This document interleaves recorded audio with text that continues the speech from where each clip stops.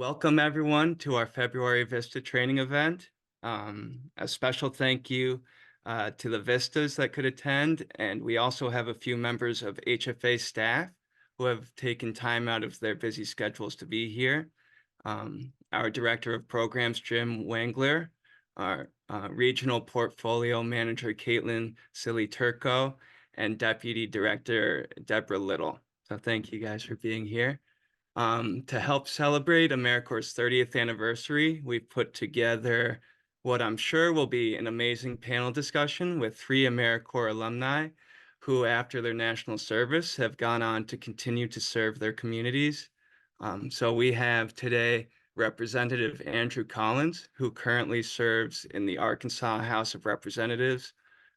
He grew up in Little Rock, Arkansas, and graduated from Duke University. He served as a VISTA member in Hunger Free America's program before going to law school at Columbia University. So we're very excited to have him here and hear about his experience. We also have Clarissa Hayes, who currently works as the Deputy Director of School and Out-of-School Time Programs for the Food and Research Action Center, FRAC or FRAC. She served with us here at HFA as an anti-hunger corps VISTA from 2012 to 2013, and was involved with America before that through the NCCC program between 2010 and 2011. And we also have Bethany M. Planton, who is the founder and CEO of BMP Consulting, a grant consulting firm located in Louisville, Kentucky. And after earning a Bachelor of Science degree in Communications Studies from Ball State University, Bethany got her start in the grant field as an AmeriCorps VISTA. So that's pretty cool. And since 2011, she has helped over 35 organizations in securing more than $7 million in government and private funds. So I am so excited to have everyone here, and I'm sure you all can tell your story better than I can. So to begin, we can fill in any gaps in my introduction and take turns talking about your service experience and explain how you each found the AmeriCorps program, your motivation to serve, and how you experienced your time as an AmeriCorps member. So if I will hand it off, Andrew, if you'd like to get us going. Sure. Well, thank you guys so much for having me. I'm excited to be with you. It's great keeping connections to this organization and to AmeriCorps and VISTA. If I use the wrong language, excuse me. Hunger Free America was not in existence back in the Stone Age when I was there, 2005, 2006. It was the New York City Coalition Against Hunger. And so I will probably call it NICA for the most part when I make reference, but I'm of course pleased and proud of all the growth that the organization has seen. The only person on this Zoom who was there when I was there is Jim. And Jim, it is great to see you. There may be Likewise. a couple others. Joel for sure. I'm not sure who else survives from 2005 on, but so to introduce myself, my name is Andrew Collins. I'm a state representative, as mentioned, here in Arkansas. I grew up in Little Rock, and you know, kind of the first thing I wanted to do after college was serve, and I wanted to serve in a way that would be professionally useful and would, you know, make the world a better place if I could in some small way, but also would be beneficial to me, would give me skills and insights that I could use in whatever came next for me. I think I knew on some level that I wanted to continue public service. I didn't necessarily know it would take the form of running for office. That was something that kind of became a reality as a possibility much later for me. But I did know at the time I wanted to go to law school, and I thought, you know, whether I serve in a professional capacity in a formal way, or just, you know, as a smaller part of my life, as, you know, on the side, I think it would be useful to have experience and knowledge and meet people who are like-minded in that sort of thing. And so that led me to VISTA, and and specifically it led me to NICA.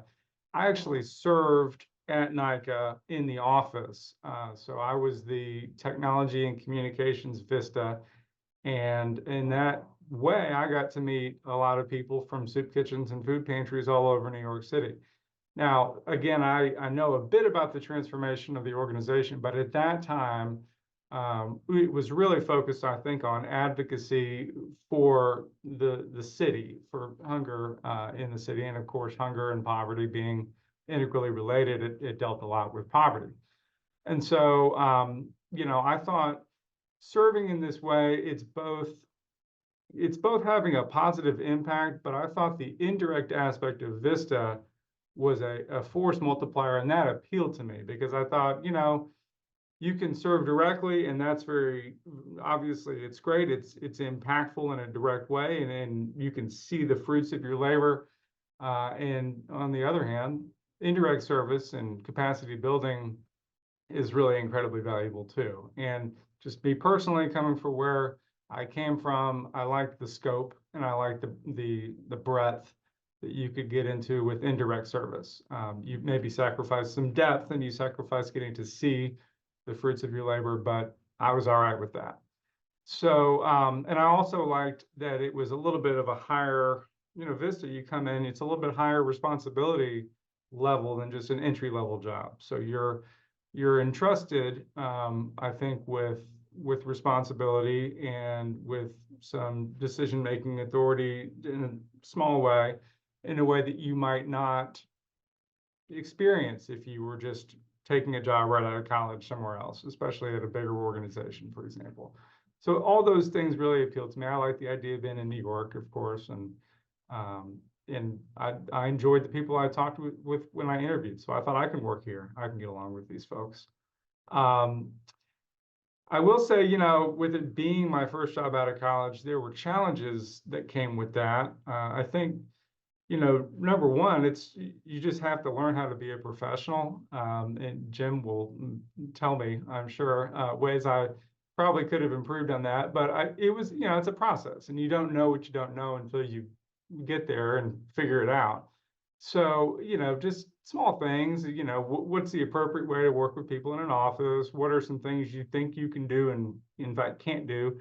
I thought at one point early on, I had to miss some time. I thought, well, if I just come back at night, and of course I was 21 years old, I was like, I'll just come and I'll work from 10 to 5.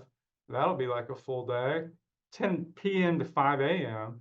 And it just didn't work that way. And so I had to kind of learn the hard way. Well, this is not what we do. And just because I think it makes sense, doesn't really matter. There's a way things are done, and there's a hierarchy, and you have to respect the process. So that was a challenge. I think sort of the challenges that came with the work were, I was pretty green. I was unfamiliar with a lot of the neighborhoods of New York, and I think there's a certain hurdle to clear when it comes to, I had to physically go into a lot of these neighborhoods when we were conducting what was our hunger survey at that time of the soup kitchens and food pantries and trying to get information.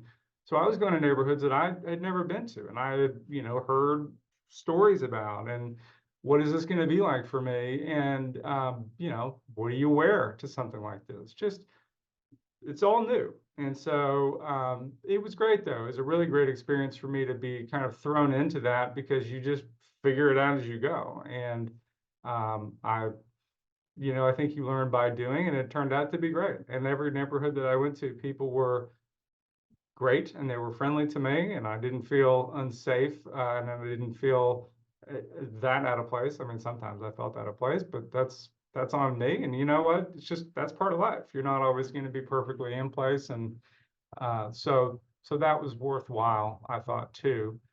The other thing that's related to that, and, I'm not going to belabor this too much here. I know that there's other panelists, but it's, when you're just out of college, you don't necessarily have credibility that you're bringing to some of the things that you're being asked to do. So I was asked to coordinate a neighborhood network of these people who run soup kitchens and food pantries, they've been doing it for a long time. They had a lot of expertise. I was apprehensive. Am I going to be perceived as some guy coming in here and trying to tell people, how things need to be, when clearly I don't know the way things need to be? Um, and I don't think that was an unfounded perspective, but I do think, fortunately, the organization saw that coming. And my role was very much to put people in the room, help people facilitate their own conversations, because they have the expertise, and sharing expertise from one professional to another. That's where the benefit of those neighborhood networks was going to be. And my role could be to just make sure they were able to get in the room together and facilitate that communication. So once I realized that was what it was, in that particular thing, I thought that actually went great as well. On the positive side, I learned a ton, and I really had a great experience working on that hunger survey. I think, as I mentioned, I got to see parts of the city, work with people who we were actually serving, as an organization. And, it was just exciting. I got to do things that I needed to do, and I would use throughout the course of my life. I learned how to manipulate data, and I said manipulate data. I don't mean skew data. I mean put data into appropriate forms and columns and all this sort of thing. It's very dry work, it sounds like, but it's actually very important work, because what came out of that was something I think that was great for the organization, which was, at that time, 1 in 6 New Yorkers was food insecure. And so that was a little nugget, a little piece of information that could get out to the public and would resonate with people. And we had a big press conference at Thanksgiving to announce the results of the hunger survey. It was the type of thing that a policymaker could really understand, and it was bite size enough that they could share with their colleagues. So I think the output was really useful there, and my experience was great. So that was a success of being there, and my experience with VISTA. And I'll just kind of wrap my piece up here by telling you a little bit about how I have used my VISTA experience, because it's really been phenomenally important to my career. So, I did my year there at NICA, and then I went to law school and I practiced law for a few years, and I felt like I had really, I mean, you only learn what you learn in a year, but at the same time, it was an exposure and an experience that gave me enough of a foundation with hunger and poverty that it felt like part of me. It felt like sort of part of my background and something I could pursue and further. And when for example, I went to law school and I took an externship at Manhattan Legal Services, because I felt like I had a little bit of a foundation in working with underserved clients, and that would be a natural sort of next step. When I went to DC to practice law at a law firm, I took a lot of pro bono work on. I worked at a housing clinic, because again, it's sort of the next step for me. It felt like the next logical step to further what I had started with NICA. When I moved back to Little Rock in 2011, so after I practiced law for a few years in DC, and pretty quickly, I got plugged in with a group called Our House, which is a homeless and near homeless, both shelter and program for people, again, dealing in the same space that NICA dealt in. And I got on the board there. I think both I was interested in it because of my experience with NICA and VISTA, and I think they wanted me on there because of that experience and because of that genuine interest. And from there, the relationships I made at Our House, I've kept with me from then on. It's been really important for my education as someone who then, would go on to become a policymaker.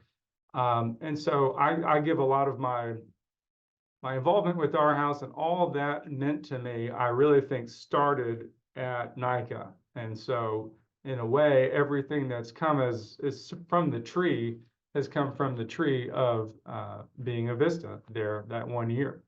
And then of course, directly, when I ran for office, people do like to hear that you serve, that you are in national service, that you care about people beyond yourself and issues, and that helps convey your motivation. I had a consultant when I ran for office, and he said, we got to get, this has to be a piece of information that is on everything you put out.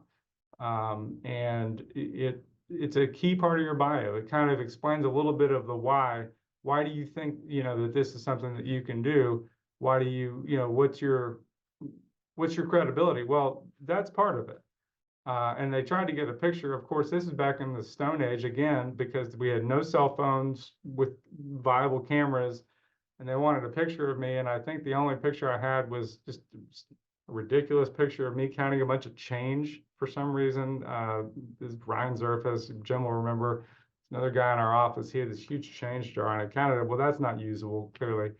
So, and it was like, in a way, like it never happened, but it very much did happen. And then beyond just the political side of it, the policy side of it, all the time, we consider bills that deal with poverty. And typically in Arkansas, sadly enough, we are dealing with trying to make it more difficult for people to get the services they need, get access to some of the things they need. I'm able to speak with a little bit of authority against some of that stuff that comes down, just because, again, I've seen the way people's actual lives are affected. It's not solely abstract to me. I think it's completely abstract to a lot of people. And so hopefully that's a useful voice in the debate that we have often in our state, which is, how can we make lives more difficult for people at the bottom? That just is kind of the way it tends to go. And I can hopefully be a little bit of a counterweight to that. And I have, again, through VISTA, through my experience there, a little bit of credibility on the subject. So I will pause there. I know there's probably a time for questions later toward the end. So I will just turn it back to y'all, and you can tell me what to do. Thank you so much. Yeah, we'll take time for questions at the end, and hopefully have some time for group discussion. But thank you again for sharing your story. And for our next panelist, why don't we have Clarissa, if you'd like to share. Sure. Of course. Thanks, Robert. It's hard to follow that, though. Although, Andrew, I have to say, I'm so glad that you mentioned NICA, because I still find myself calling it, even though I haven't been in the program in over 10 years now, but that's the way that it's in my heart. So I will keep calling it that. But yes, I'm so happy to be here and to be joining my fellow alumni. I think I can just start similarly to Andrew, just talking a little bit about what I'm doing now and my background. So Clarissa Hayes, I'm the Deputy Director of School and Out of School Time Programs at FRAC, which I know it's an awful name. We had it before the other FRAC that you might know, but it's a national anti-hunger organization that's based in DC, but we do work across the country to expand access to the federal nutrition program. So maybe in your time at your projects, you got to use one of our resources or one of our reports or join one of our webinars. But I am located right outside DC and Virginia, and my work really focuses on the child nutrition program. So school breakfast, school lunch, after school, and summer meals. And then most excitedly, I don't know if folks are familiar, but Summer EBT is a new program that's kicked off during the pandemic, and we're working really closely on. So we really focus on advocacy, technical assistance, looking at the data and seeing what the trends are, and then providing support to national, state, and local partners. So I think I'm one of the few who has stuck around the anti-hunger world. And I mean, the core foundation of where I'm at now and the passion I have for this work, it's all from my time as a VISTA and, doing the NICA program. So I owe a lot to that. And yeah, it's just such a key foundation for me that I'm really, really grateful for. So just taking a step back, how I got into service. So I went to the University of Wisconsin. I'm from Wisconsin. So if there's any other Midwesterners on the call, but I would say that at my college, I mean, service was just such an important part of the culture there. I think it was just an understanding that you would do projects with friends, that if you were in a sorority or other kind of group, that a lot of service projects were always organized. I can't say that it was always just out of the goodness of folks' hearts rather than like wanting the experience, wanting those things to put on the resume, but it was just really baked into the culture there, which I really appreciated. So I always volunteered in a couple different capacities. And, not only was it getting the skills and experience and mentoring, but it also just was a good way to make friends, which I think also carried over to my time at VISTA and through NCCC, which I'll talk about a little bit too. But yeah, just always did that throughout the 4 years. And then when I graduated with my lovely and useful anthropology degree and realized that being an archaeologist was maybe not in the cards, I was doing research about AmeriCorps and peace. I even considered Peace Corps for a little bit. And I was like, you know what, we'll start local and in the country and see where we go from there. But I first did NCCC, which is another branch of AmeriCorps. It's more direct service. You're on a team of 10 to 11. You go around to different places and do like 4 projects over the course of a year. So I was based in California. I pulled invasive species plants in Oregon. We worked at a summer camp and we worked at a food bank, which is where I really think that like I started to go down the road of doing more anti-hunger work. So did that project for a couple months and just knew that I still wasn't in a place to make the next step to being a mature adult and figuring out what I wanted to do. And I just loved the opportunity of working with the food bank. It definitely was a lot more direct service than we do in VISTA, but it just really sparked that interest. So I knew that I wanted to continue that. And that's what brought me to the NICA Hunger Free America program. So I was placed in an organization called Maryland Hunger Solutions. So spoiler alert, that's based in Maryland. And I had never been to Maryland. I had never been to Baltimore before. I think all that I knew about Baltimore was what you see on The Wire. So my parents were not very excited for me. And I don't know if this is how it is now, but we kind of had you interview with a few different places that you may be placed, and then they rank you or want to have you. So you end up there. So I think there were like 4 options that I could have been placed with. I got placed at Maryland Hunger Solutions. I think I like solidified my apartment and everything else 2 weeks before I got there. I don't know. It was a little bit of a ride, but very exciting. And I just remember how excited I was to get there and just really to like go into the office and to meet the people I was working with was just really thrilling. So what I worked on when I was at Maryland Hunger Solutions is school meals and summer and after school meals. So I can't remember my VAD exactly.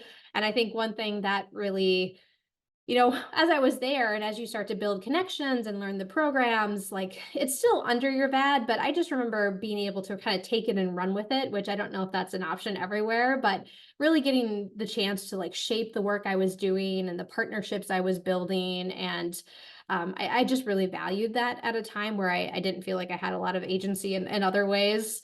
So I guess as far as like challenges, then I'll talk a little bit about just why like what I took away from the service. So I would say the one thing that really resonated with me is just how fast the time goes. I mean, you are there for a year in most cases, and that is the time where you are learning the programs or the projects that you're working on. You're trying to build enough of a relationship with folks that they trust you and they want to work with you, even as like a, 22, 23, 24-year-old.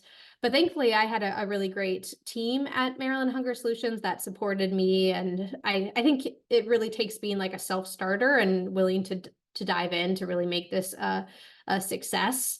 I guess the only other challenging part is just the financial part of it. I mean, I think the stipend is not the most generous. I don't know what it is these days, but I always remember it being a little bit tight when I was in the project.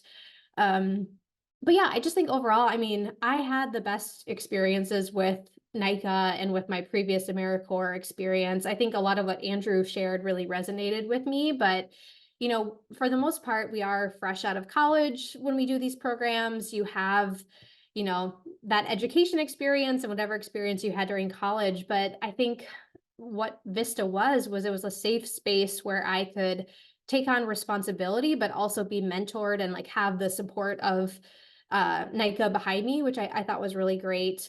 And I mean, just continuing my work with national and state anti-hunger organizations, we know how stretched these organizations can be and the work that they're doing and the issues that are out there. So being able to just provide whatever capacity building I could was just so rewarding. And I think, yeah, it just, that short time period really pushes you to get everything you can out of it, which I really appreciated.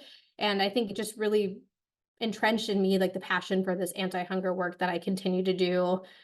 I'm awful at math. That's why I'm in this world 12 years later. And yeah, I mean, I've made lifelong friends through this as well. Like I told Jim, I met up with, or Jim and I were at a work meeting a couple months ago, and I actually met my husband through this program too. And we have a 2-year-old. So it's just funny how my life could have been, different ways. And I ended up here, which is just such a blessing. I feel like I'm rambling now. I think that was pretty much all that I wanted to cover, but I think, yeah, let's see. I'm just going over the questions you sent, Robert. I think that's all I have for now, but if I think of anything else, I'll dive back in. Oh, that's amazing. Thank you. No, these stories are all great, and just hearing about everyone's experiences. So, um, let's see. So that leaves Bethany. Yes, hello. Hello, I'm Bethany Planton, and I am in Louisville, Kentucky. And as you may have noticed in Robert's bio of mine, I had no connection to your organization. I don't know it as whatever Andrew and Clarissa called it. I don't even know what it's called now. My connection really is to Amy. Amy and I had worked together in grant writing at different organizations. And so she asked if I would do this. I'm glad to. So my story starts in middle school. I like to start it in middle school because I started volunteering in middle school. That's when I started. There was a summer reading program at the library that I volunteered with after I'd graduated from being able to participate in it, and I was helping run it and give prizes, and did different things all the way through middle school and high school, leading me to know that when I went to college that I wanted to get a degree that I thought would help be work, like I'd do something in nonprofits. I didn't know exactly what, but I knew I wanted to work in the space. And that's why I got a communications degree, because you can do pretty much anything with a communications degree, which is a blessing and a curse. So while I was going to school and getting my degree, I was also working part-time for a nonprofit that worked overseas. And I was on the state side, managing the child sponsorship program. And then this wasn't other duties as assigned. It was more like I raised my hand and then found I enjoyed this. I was doing event planning. So not fundraisers, but like we were working in the country of Kazakhstan. And so we had teas, like they would have a tea. So we had that stateside to help people learn about the culture. So I was doing that all through my college years. Then I graduate and at the time was getting married. He's no longer in the picture, so I'll refer to him as my ex, but we got married and we were moving for his schooling, and we moved to Tuscaloosa, Alabama. I grew up in Indiana.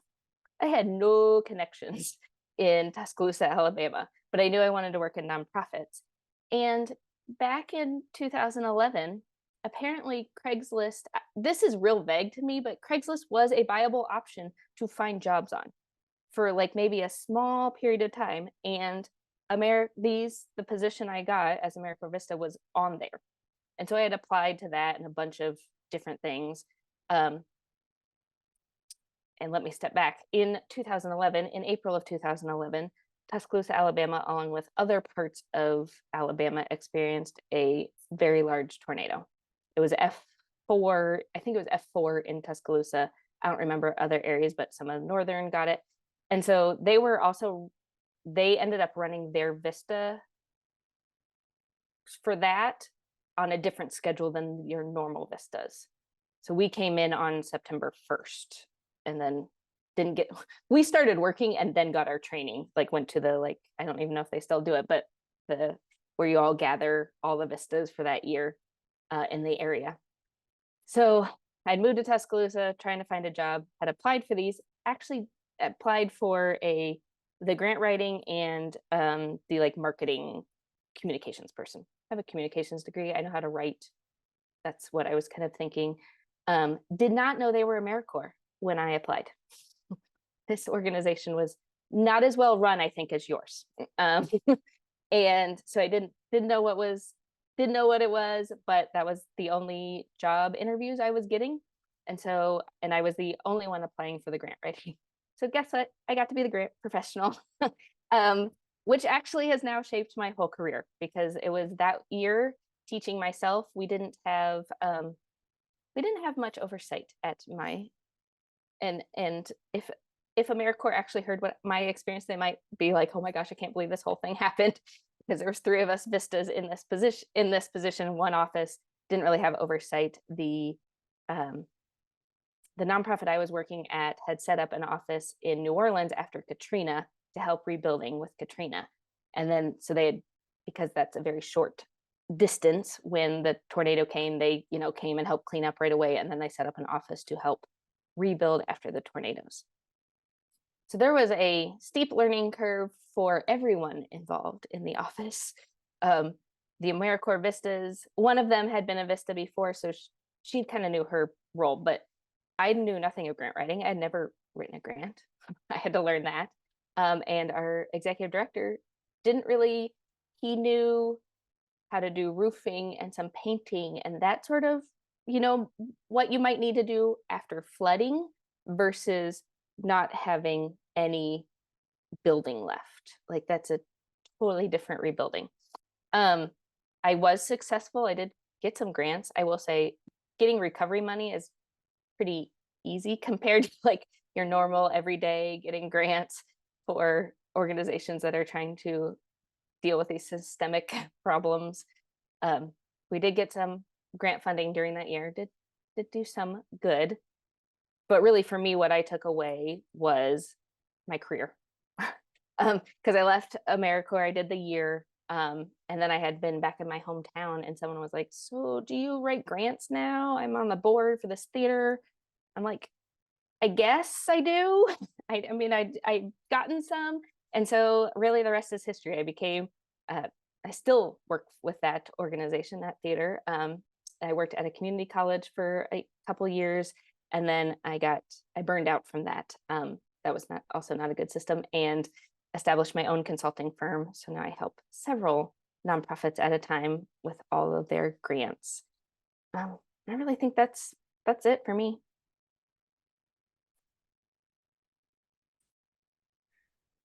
Well, great. I mean, everyone has shared I think, a very unique VISTA experience, bringing different skills and everything, and each getting something very different. Bearing in mind some through lines and similarities, I think. So thank you everyone for sharing. And we can open up the floor now if anyone has any questions for the panelists, or if the discussion has sparked any interpanel questions. And you can just unmute yourself and raise your voice.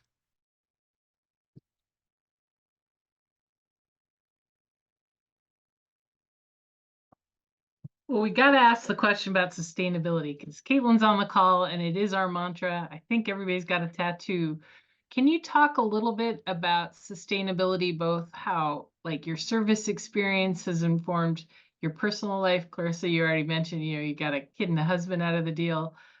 So that's certainly sustainability in your personal life. But, how do you think of sustainability now in terms of your experience, and how does that frame both your personal and professional lives?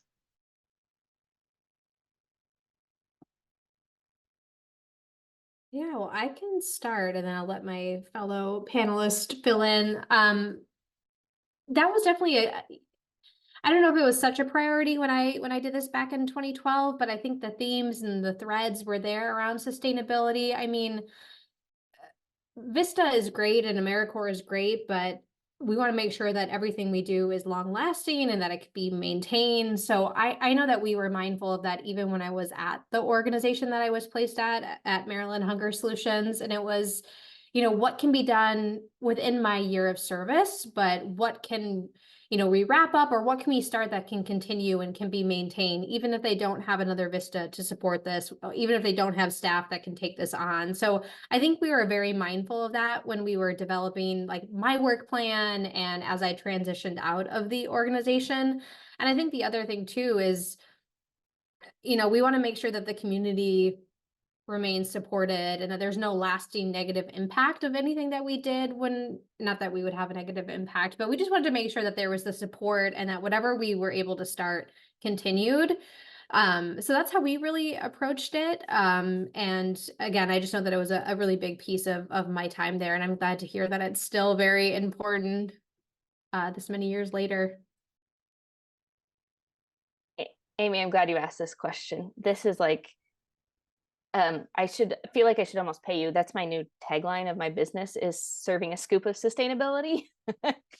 Because it comes up often in the grant writing world. I mean, we have to answer a dumb question almost on every application of how this is going to be sustained.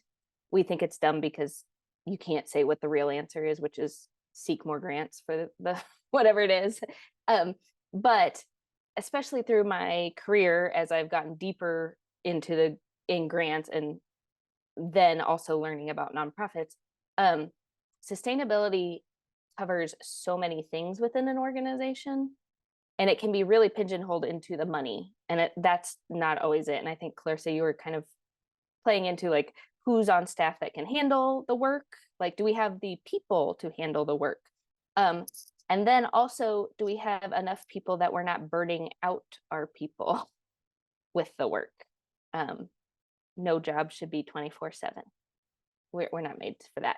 And so my business and what I've been doing as a consultant is to help build what I say capacity and build that sustainability. So it's not only just we're getting more money in, okay, we got also good systems and processes so that it's actually more efficient and we're not wasting time and energy on inefficiencies, and the people in the organization are not burning out. Yeah, I mean, you guys really did a great job with that. I would just say, you know, it was interesting. I had a meeting this morning with a student at a university here in Arkansas. And wanted to start this group to advocate for fellow students at colleges across the state. And, you know, it kind of came to me that he's going to be a senior next year and he's got all these plans, but he has got to make sure that this can continue past his time in college. And by nature, this is a short-lived deal, being a student. So if you're going to try to advocate for students, you better have very robust systems and processes. And I told them that this was my take on it. You better make sure you've got people lined up who want to continue it, and you got to make it easy for it to continue without you essentially involved. And it's interesting because there's definitely an analogy to be made between VISTA and being a student, because, you know, we're there as VISTAs for a short amount of time. I think everybody was a year when I was there. I believe they have shorter periods of time now with the program. I'm not totally sure about that. But in any case, what we're doing needs to be sustained. And it really helped to have an organization like NICA to coordinate the VISTAs, because they were able to be the continuity that we couldn't be, because our work was done. We were gone at the end, and we could try to pass it on to other people we worked with so they could continue some of the things that we had worked on. But it helped a lot to have kind of an umbrella over us, able to say, well, this is something that actually the previous VISTA did a little bit of work on. This is your head start. This is how you can continue their work and take it in different directions if you want, but we don't want to be reinventing the wheel every year with this role. So it's something I'm glad VISTA is focused on and should be, and really we should all be, but in particular where you've got short periods of time serving an organization, that kind of sustainability infrastructure is just critical. It's great. So in the chat, I see we have another question for Andrew from Kelly Sullivan. Can you share what was some of the questions you had on the survey that you used for hunger?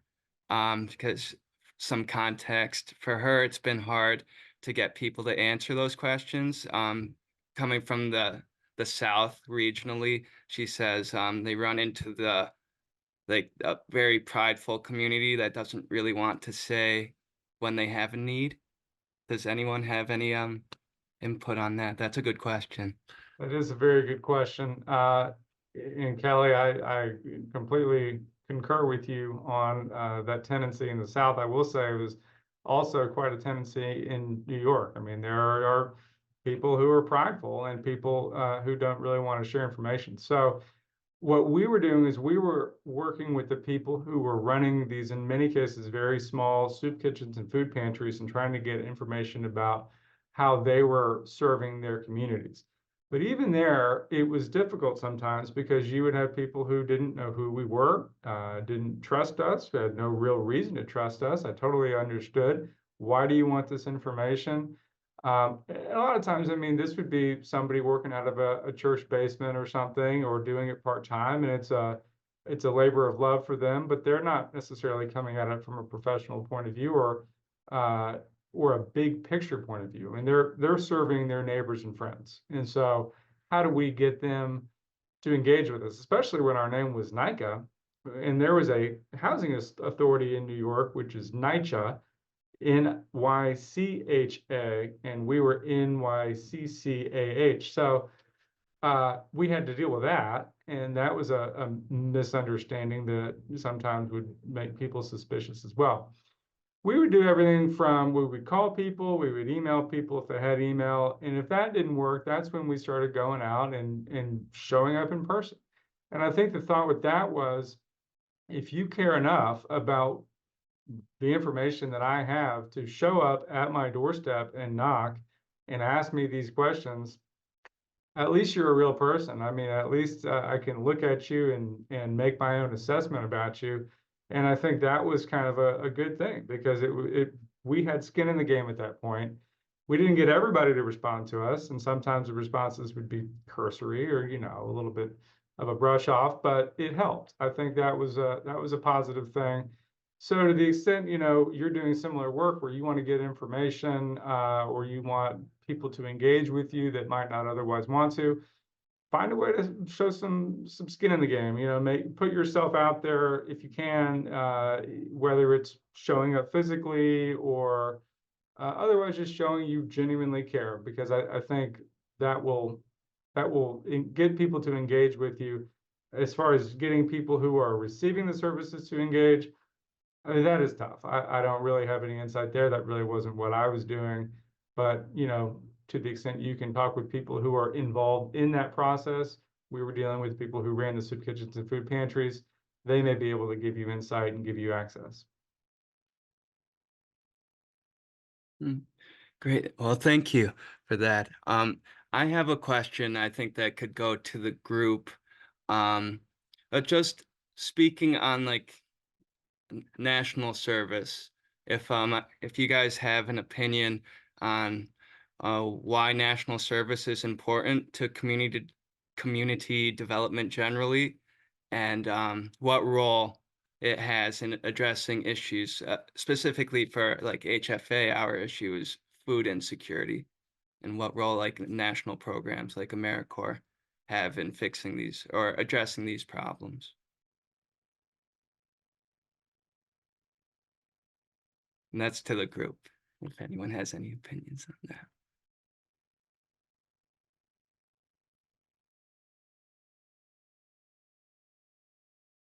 Well, I mean, I'll hop in and get it started. Hopefully you guys will have better answers than I will, but I do believe in national service. I think it's a great way for people to feel connected to their community, not only to serve their community and make their community better, but for them, as a person, I felt more connected to the world I lived in by having served. There's so many different ways to do it as well, you know, whether it's through the military or through the Peace Corps or through VISTA or through any number of service-related opportunities. But I think everybody benefits from it. I wish everyone would do it at some point. I understand the reasons that people don't. I don't think it should be compulsory, but I'm grateful when people want to do it, both because we benefit as a society and because the people who do it benefit. Yeah, I will chime in and to say I'm the biggest cheerleader when it comes to, you know, service and AmeriCorps specifically. I think that it's an investment in us as individuals, just the experience you get. And having, again, like that safe space where you can learn and have that opportunity to be in a work environment at a younger age. And I think it also supports obviously the organizations that we're placed with. I mean, I think everyone here knows why we're here. There could be some severe capacity issues at organizations, and national service and AmeriCorps can play such an important role with that. I think it also just gives you a chance to be in a new environment and to learn empathy for people and meet new groups of people and, be really entrenched in the communities that you're serving. So I think all of those things are really great.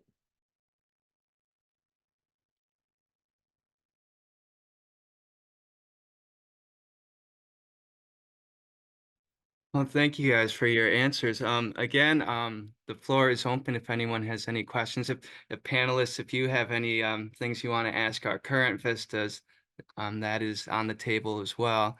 Well,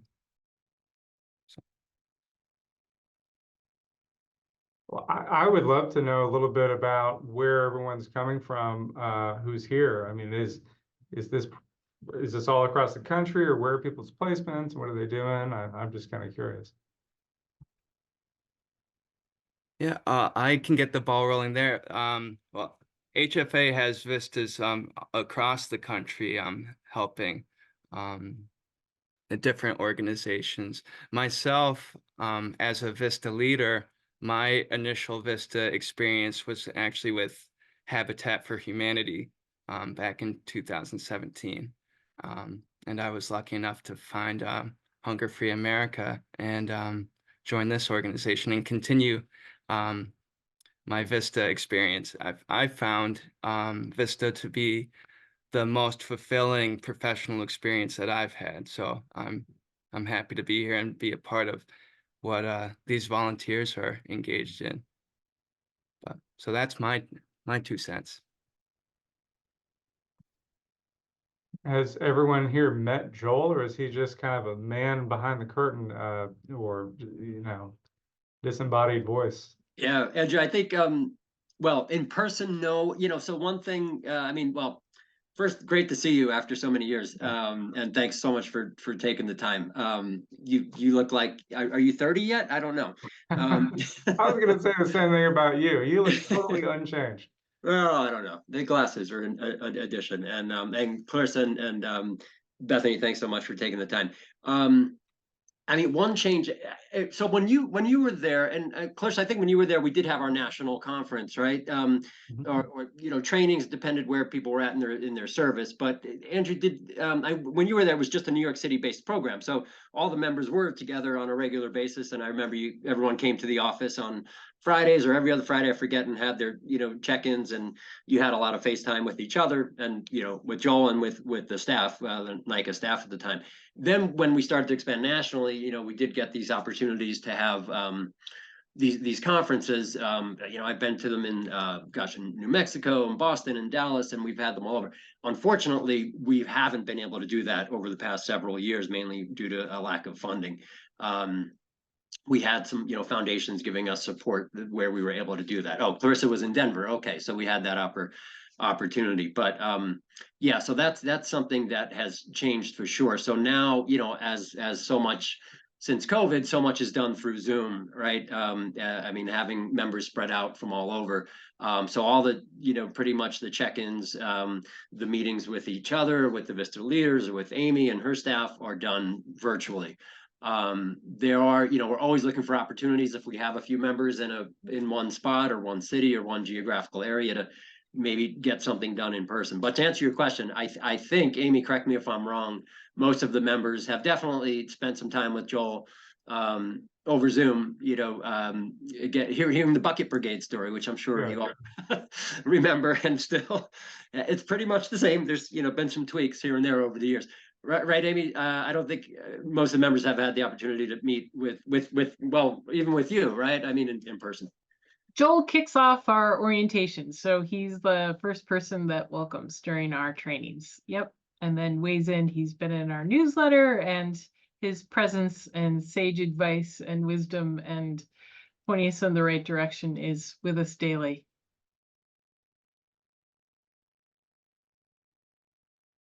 with a break for these next couple of weeks.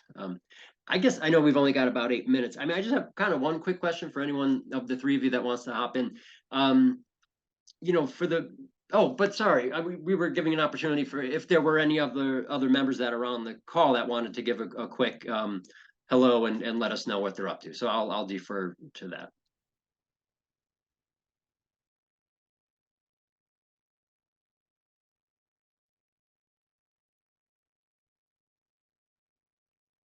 Come on, don't be shy. We want to hear from you.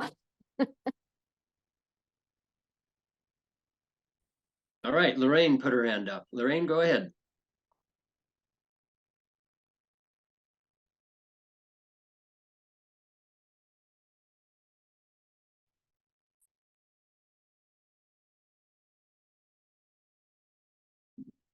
Lorraine, you're, oh, there we you go. go.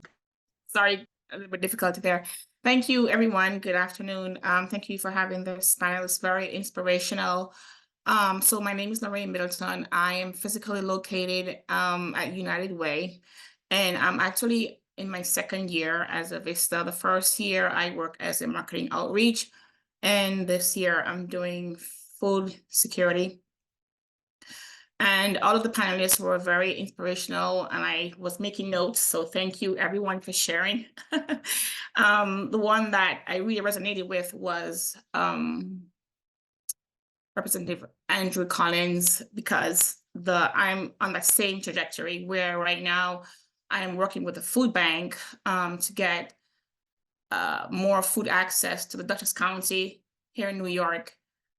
So I'm working on two separate projects, the first of which is they're trying to get more food to the senior housing because the stats shows that even though there are food pantries and such here in Poughkeepsie, that there's still need for more food. And so there are 11 senior housing units that I'm working with, trying to get, into their residents, their campus, to deliver food. And sometimes I do meet barriers from not the people themselves, but the managers.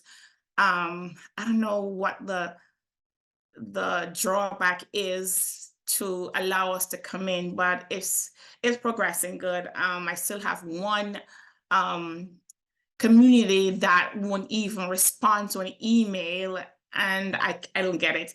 And then yesterday, I literally had to, when the email didn't work, the phone call didn't work. Yesterday, I had to drive to 2 places just to meet with the manager unannounced to say, this is what we're trying to do. And then the other project is the northeast section of Dutchess County is seen as food deserts, where there aren't a lot of supermarkets and grocery stores. And so we're trying to get the trucks in there at least once per month. And at first it's really self-starter. I was given the task, and at first I was instructed to try to find a space, whether it's a parking lot for a firehouse or a community center. And so that's what I was trying to do. And then I got a bright idea to say, hey, why not reach out to the town clerks and the village supervisors and let them, kind of direct me. And then I also started calling the pantries. And then I realized that it's kind of a propriety, like, this is my town, this is my place. Who are you coming here to bring more food? We already have food pantries, albeit the food is not enough. So it kind of got a little bit political. So right now, we're setting up a meeting, maybe via Zoom or maybe face-to-face in the next 2 weeks, to kind of bring everyone together to kind of see how we can learn from them. Like you were saying, Mr. Collins, how we can learn from them, the other experts, to kind of see, how we can roll this out, because different places will need a different approach. So this was very insightful and important and informative to me. So thank you.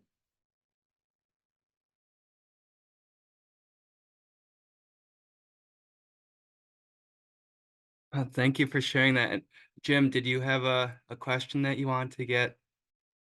Oh, I mean, I know we've just got 3 minutes now. I mean, I did have a question, but if there was another I think someone put in the chat, if there was another member that wanted to talk for a couple minutes, I would go with that. Oh, Isaac put a comment in. Isaac, did you want to say anything, or did you just want to make that comment in the chat, or if there's anyone else just in the last minute or two? Okay, just put it in the chat. I mean, well, yeah, if anyone else wants to chime in. My question was just sort of, you know, for the three alumni that shared, you know, what are some kind of strategies? You know, I'm sure you all had, and our current members all have those days, you know, when things are just not going quite according to plan. And what Lorraine just shared, I think, was an example of that. You know, and it's tough, right? And it's not all you know, every day is not the most positive, productive day. I know that. I think we all realize that. So just what are some strategies that you might have used during your service that kind of made you realize, okay, you know, things are going to be okay. I just need to kind of reset, or, you know, whatever that thought process might have been to get you back on track. Mine's a quick answer. The other VISTAs. There was 3 of us in the office, Bethany, Anna, and Marie, and we were BAM together. So you can tell that there's a lot. We were in the same office, but you still can reach out to your other VISTAs. They actually understand what you're going, you know, they're in similar organizations. They'll understand it. Yeah. Co-working friends are the best. You need some of those. Yeah. Or ice cream, as Amy says. Well, yes, that also, I do employ that, definitely. Good days, bad days, every day is an ice cream day. Yeah. Thanks, Yeah. Bethany. Yep, no, I agree. Ice cream, relying on your network of colleagues, either if it's in the office or if it's other VISTAs stationed other places. I know it's not as much opportunity, it sounds like, to connect, but I think everyone probably feels the same on many days, so that could be really valuable. And I just remember, I don't know, I don't think Amanda Cowgill or Reggie are at Nike or Hunger Free America anymore, but I know how great the staff was there too, just to help us if we needed to chat or connect. They were always a great resource. Yep. They both have moved on, but yeah, they were both fantastic in the years they were here. Andrew, final thought?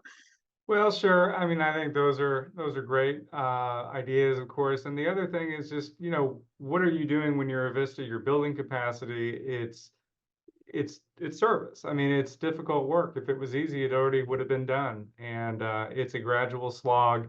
And there are things that, like what Lorraine was talking about, where people can be a little bit unsure about how to engage. They can even be a little bit possessive about maybe their domains. And I mean, anything you're doing there is basically positive. It's pushing in a good direction. If it doesn't go very far, it's just nothing. It's neutral.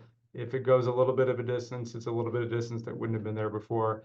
So, you know, you can feel proud and gratified, hopefully, that you've at least been pushing in the right direction, even if you don't get very far on any given day. Thanks for that. So Robert, back to you. I guess we're gonna wrap things up, right? We can wrap things up. But thank you everyone for coming and sharing your experience and expertise. I think we can all agree that the AmeriCorps experience is a unique one and provides us all our own opportunity to serve. And with all our own varied experience and motivations for doing so. So thank you for participating. And I believe Amy put in the chat, we have an evaluation form. So we would love to get feedback on these events and what you want to see coming into the future. So please take like 2 minutes to fill that form out. And just a huge thank you for everyone for coming here today and participating.